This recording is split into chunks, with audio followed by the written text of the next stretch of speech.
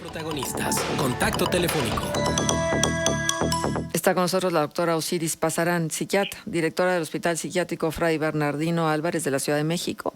Y con ella vamos a hablar del tema suicidio. Septiembre es el mes de la prevención del mismo. Signos, síntomas más frecuentes para detectar y el problema en el que se ha convertido pues en este momento justo donde hay tantos factores que pudieran llevar a la depresión y al desánimo de las personas. Muchas gracias, Osiris, por estar con nosotros en Contextos. Saludamos Manuel Cerrato y Marcela Pámanes. Gracias, buenos días. Gracias por la invitación, Marcela. Muchas gracias. Pues es un gusto, de verdad, Osiris. Desgraciadamente tenemos que hablar de un tema que da escalofrío, ¿no? Coahuila ocupa de los primeros lugares, creo que es el quinto, en materia de suicidios. Y la primera pregunta sería, ¿hay una exacerbación de los estados de depresión mayores que llevan luego a las personas al suicidio? ¿O qué es lo que está sucediendo? Sí, en este momento de pandemia hemos tenido un incremento muy importante en cuanto al tema de los intentos suicidas y los suicidios. Por ejemplo, a mí me impacta pensar que los jóvenes entre 12 y 18 años aumentaron un 34%. Siempre hemos sabido que ese grupo etario es el que tiene más intentos suicidas, los adolescentes. Pero con esta pandemia se incrementó intensamente, y otro grupo vulnerable a este tema son los adultos mayores, ¿no? La soledad y el aislamiento contribuyó también a que se elevaran las estadísticas conforme a los intentos suicidas y los suicidios. Uh-huh. ¿Cómo se presentan los cuadros y cuáles son las advertencias o los síntomas y signos a los que deberíamos de ponerle atención para tratar de prevenir? Bueno, lo primero es que, digamos, la gente cambia su estilo, su manera de comportarse, empiezan a ser como diferentes, se aíslan, pueden empezar a regalar sus cosas, pueden mandar mensajes indirectamente, ¿no? Los adolescentes en especial se tornan irritables, ¿sí? Por ahí leía algo sobre, antes los perdíamos, ¿no? En las fiestas, en la pachanga, ahora los vamos perdiendo en el aislamiento de su cuarto. Entonces habría que estar atentos a los cambios que están sufriendo en sus conductas, que no es lo habitual en ellos. A lo mejor un chico que es medianamente sociable, que se quede aislado, que no quiera platicar, que siempre esté enojado, hay que estar atentos.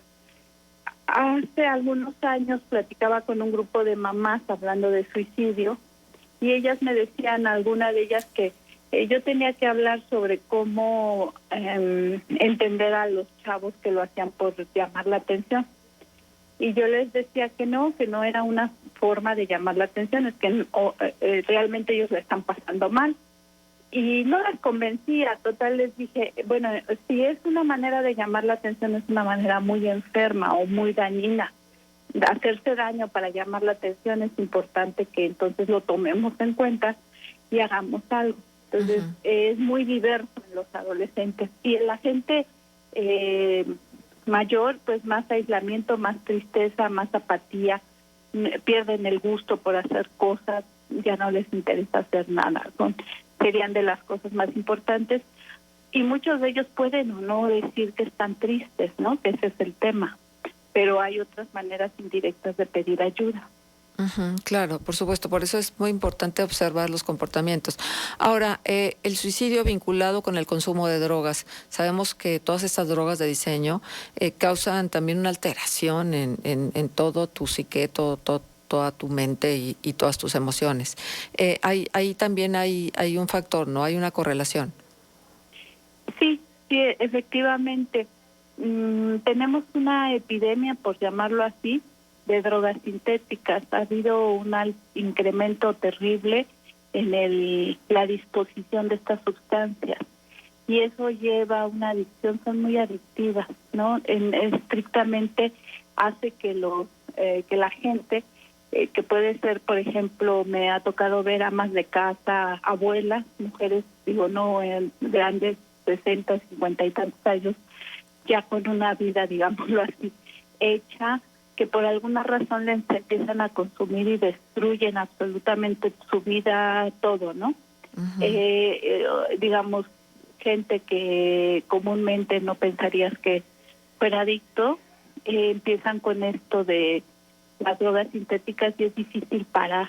Cuando a algunos de ellos les da chance de la vida y voltean y ver todo esto que se ha destruido, sí es difícil sobreponerse y de repente la ventana es el suicidio, lo cual no es la salida, ¿no? Entonces sí tenemos un problema grave del consumo de estas sustancias y cómo en el mercado están a disposición, ¿no? Y entonces son terriblemente adictivas y muy, muy destructivas. Entonces sí van relacionadas con los aumentos en los suicidios.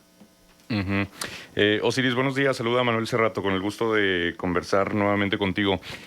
Con esto del, Hola, buenos días. Con esto del regreso a clases de manera semipresencial, pues evidentemente la situación de la pandemia ha pegado en el ánimo. Han dicho muchos especialistas, tanto de la salud mental como de la educación, que hay que estar al pendiente justamente de la situación emocional de los chicos. Aquí las autoridades de educación en Coahuila pues habían reportado que se ha visto un nivel bajo en términos generales de alumnos, de que les cuesta la concentración y demás. ¿Cómo se debería trabajar, sobre todo con los alumnos de educación básica, con los niños, en esta reincorporación a las aulas o incluso los que por primera vez están yendo a un salón de clases? ¿Cuáles son los elementos que hay que tener en cuenta para saber identificar que hay una desmotivación o afectación en el ánimo de los menores? Nosotros los seres humanos por definición somos sociables. Lo que nos hizo civilizados fue la capacidad de importarnos por el otro y de cuidar al otro, ¿no? Ahí empieza como la civilización. Entonces, el proceso de socialización es muy importante en la estructura de la personalidad. Justo los niños escolares o preescolares necesitan ir a compartir con los pares, ¿no? En la casa puede ser el rey, el más guapo, el más listo, el querido, el privilegiado, pero allá atrás o allá afuera, en el salón de clases, es el que va a competir, a medirse, a saber qué tantas capacidades tiene para poder socializar, integrarse, hacer grupo, hacer equipos, hacer pandilla, ¿no? Entonces, en la estructura de los niños es súper importante la socialización. Entonces, yo pienso que es muy importante, es muy valioso que los chicos regresen a clases con todos los cuidados, con todas las prevenciones, porque seguir aislados, llevamos 1 año y meses, 1 año y medio, o más, ya no sé cuántos. Sí, como 18 meses. 18 meses, y esto ha afectado a ellos. Los chicos han excedido el uso de las pantallas y toda esta parte del aislamiento. Entonces, ¿cómo hacerlo? Yo pienso que lo más importante es que regresen a clase. Una de las razones a nosotros en el hospital Fray Bernardino Álvarez, a través de los servicios de atención psiquiátrica, se nos preguntaba qué opinábamos como expertos en el tema, ¿no?, sobre suicidios, y nosotros hablábamos de esta necesidad de que el riesgo de mantenerlos en casa a los adolescentes y a los niños en formación, en estructuración de su aparato mental, de su personalidad, era más riesgoso que el mismo coronavirus, digamos. Esa era nuestra posición, aunque hay pues muchas posiciones, y la posición era basada en nuestros números y en lo que hemos estado atendiendo en toda esta pandemia, que el hospital nunca se ha cerrado. Entonces, y el incremento en nuestras atenciones es importante. Entonces, nosotros pensamos que lo más importante es que los muchachos, los niños y los adolescentes regresen a clase con todas las medidas de precaución, que hay que estar atentos. Y bueno, en las buenas noticias de que la pandemia está disminuyendo sus casos, entonces eso, y que por historia natural de la enfermedad una epidemia dura 2 años, entonces en diciembre cumpliríamos 2 años, y en ese sentido para nosotros creemos que es suficiente y que lo importante es volver a clase, volver a socializar con los compañeros, ¿no? Sí, entonces, exactamente. es más saludable desde nuestro punto de vista. Claro. Ahora, volviendo al tema del suicidio, porque pues claro, más allá de que la efeméride como tal, el Día Mundial fue el 10 de septiembre, pero todo el mes está dedicado a esta conmemoración y a las acciones, no solamente de reflexión, sino de prevención. Cuando una persona, ya nos decías todos los signos y todos los síntomas y lo que nos debería hacer poner atención específica, pero, ¿qué pasa con los casos, Osiris, donde parecía que la persona que lamentablemente opta por el suicidio no había evidenciado nada o a lo mejor desde afuera podía parecer que no tenía ninguna razón como para optar por esa decisión? ¿Qué pasa o qué puede pasar en el interior de esas personas? Bueno, uno de los puntos más importantes y justo lo más complicado es que esta persona se aísla, ¿no? Yo creo que eso es lo más importante. ¿Qué estará pasando dentro de ellos? Pues ellos mismos no se entienden, dicen, yo no sé por qué tengo esta necesidad o esta pérdida, dicen, no tengo energía, no tengo ganas, nada me motiva. Ellos mismos no se entienden porque algunos de ellos pues tienen una vida, digamos, suficientemente cómoda, ¿no? Hay que tener claro que aunque hay un 20% de personas que pueden tener un intento suicida, no tienen un diagnóstico psiquiátrico, pero de ahí el 80% hay un diagnóstico de base. Claro. Entonces, hablamos de depresión, que es lo más importante, pero hay otros que son trastornos graves de la personalidad y otros que pueden ser trastornos bipolares, o sea, hay una parte de esa población que tiene un diagnóstico psiquiátrico, un 20% que quede claro que no quisiera psiquiatrizar todo, pero finalmente estas personas, algunas pasan por un trastorno emocional importante que nunca ha sido diagnosticado, y otra, y te lo dicen, o sea, no sé por qué me quiero morir, no sé por qué no tengo ganas y mi vida es medianamente, digamos, buena, y entonces, pero tengo esta incapacidad de disfrutar lo que tengo, nada me satisface, no me gusta y ya no hay sentido, no tiene sentido la vida. Esas personas hay que estar atentos porque algunos de ellos tienen vergüenza por sí mismos y por sentir lo que tienen y entonces tratan de disimular o de esconderse. Entonces habría que estar atentos a estos cambios, ¿no? Y que algunos, a lo mejor al amigo, a la comadre, al tío, al papá, es a quien le pueden tener confianza y cuando ellos se atreven a hablar con alguien, no minimizar, o sea, la gente estamos así como échale ganas y todo esto. Cuando alguien ya llega a un punto donde me quiero morir, no hay sentido, mi vida no me gusta, no estoy contenta, no hay que echarlo como en saco roto y decir, órale, ya se le va a pasar, sino creo que sería cuestión de estar atento y pedir ayuda, ¿no? Claro.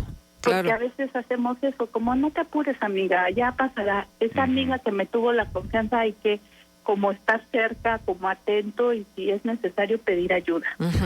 Osiris, los intentos, se sabe, la estadística está ahí, que son más recurrentes en mujeres, pero la concreción del hecho suicida es más relevante en los varones. Hay esta parte del histrionismo que luego se aduce en función de que las mujeres lo intentamos, pero no lo logramos. ¿Es un obstáculo para poder ver con claridad la situación por la que está pasando la persona? Sí, justo eso es un poco lo que yo trataba de decirles cuando estas mamás de adolescentes me decían que los adolescentes lo hacían por llamar la atención. Los prejuicios, o sea, si es que las mujeres son más histriónicas o quieren llamar la atención o ya no, esa parte del prejuicio, justo por eso es el tema de la prevención del suicidio, o sea, saber que está cerca, saber que hay mucha gente que lo hace. Independientemente de que uno pudiera pensar que lo hacen por llamar la atención, hay que pensar que es una manera muy enferma de llamar o muy dañina, ¿no? Claro. Entonces no prejuzgar, sino más bien vamos a entender a esa persona y más vale excedernos en pedir ayuda a que después nos tengamos que arrepentir, ¿no? Historias terribles todos conocemos últimamente en la ciudad de chicos o personas que se han suicidado que nadie imaginaría que se iban a suicidar, ¿no? Entonces, yo pienso que esto de decir que es por llamar la atención o son porque son histéricas es un prejuicio hacia la salud mental y hacia el suicidio, ¿no? ¿Qué tanto se han incrementado? Bueno, tú eres directora de tal vez uno de los hospitales psiquiátricos más importantes del país, el Fray Bernardino Álvarez de la Ciudad de México. ¿Qué tanto se ha incrementado la consulta psiquiátrica en estos tiempos? Para nosotros mucho, a pesar de que durante 30 y tantos %, no tengo el dato con claridad, pero es más del 30%. Nosotros por el asunto del COVID fuimos el único hospital psiquiátrico que no cerró. Todos por indicaciones disminuimos el número de consulta porque era una manera de prevenir, ¿sí? Y porque en mi hospital al menos el 60% de los compañeros se fue a resguardo. Entonces nos quedamos con muy poca gente y el plan 40% de nuestra plantilla. Entonces el plan inicial era pues atender lo menos posible, pero para nosotros fue imposible cerrar el hospital y tuvimos que implementar diferentes estrategias para mantenernos en servicio porque teníamos hasta un 30% más y pacientes con ideación y con riesgo suicida son de los más altos que nosotros tenemos, entonces alrededor de un 30%. Y el hospital nunca se cerró. Curiosamente, mira, en Wuhan, en la primera ola, el hospital psiquiátrico se contagiaron y hubo hasta 500 pacientes contagiados de COVID. Nosotros tuvimos algunos brotes, pero nunca se salió de control. Pero, o sea, como que teníamos como esas dos líneas, ¿no? Seguir atendiendo a través del servicio de consulta externa y urgencias y mantener a los pacientes que se hospitalizan 25 días en promedio sin riesgo de COVID. Entonces, claro, sí, para nosotros fue como difícil, pero aún así nos mantuvimos abiertos, más que nada porque la necesidad, yo siempre digo, te tumban la puerta, o sea, no puedes decir, disculpe, hay COVID, solo pasa claro, uno, ¿no? Claro. Ahí estaban todos en fila. Y sí, como un 30 y tantos % tuvimos de aumento. En materia de medicamento psiquiátrico, ¿ha habido carencias? Sí, hemos tenido, sí, ha sido como difícil concretar los procesos de compra de medicamento por diferentes factores. Hemos tenido carencias y hemos hecho cambios, ¿no?, en los manejos farmacológicos. Entonces, pero bueno, medianamente vamos solventando. Si no tenemos el más, para nosotros son importantes ciertos medicamentos, pues buscamos alternativas. Ajá. Tú sabes bien lo que pasa en La Laguna, que no hay un centro de internamiento formal. Bueno, hay de asistencia social, pero un hospital psiquiátrico como tal no lo existe. ¿Cuál sería la necesidad que tú verías en relación a los temas que hemos abordado la mañana de hoy contigo y la responsabilidad que tú tienes al frente de este hospital en la Ciudad de México? Bueno, pensando en Coahuila y en Torreón, que como tú bien sabes, lo conozco perfectamente. Exacto. Porque durante 10 años fui directora del CISAME.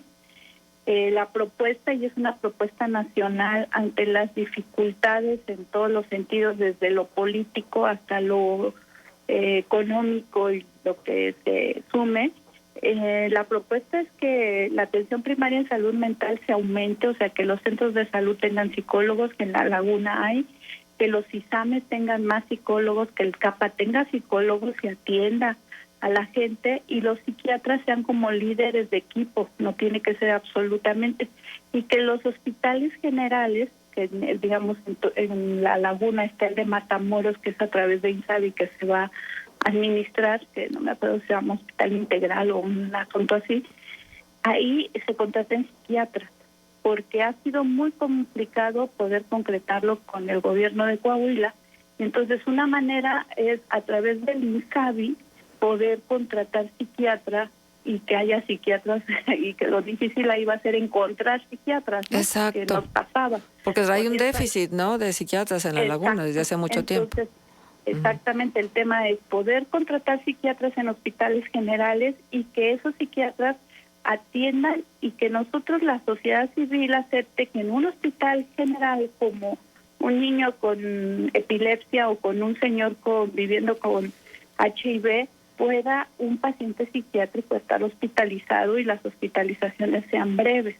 Entonces, en Coahuila, en La Laguna, estamos pensando que en el Hospital de Matamoros se lograra contratar psiquiatras, o si el Hospital General Torreón pues, se pudiera hacer, y San Pedro, excelente, ¿no? Pero si no, mientras se aclara y se arregla y en algún momento esto se desenreda, pues poder contratar psiquiatras en los hospitales generales para que ellos atiendan, y que el grupo fortalecido sea el grupo de los psicólogos, que son quienes, digo, no hay tantísimos como requerimos tampoco, pero son un grupo más grande que el de psiquiatras. Muy bien.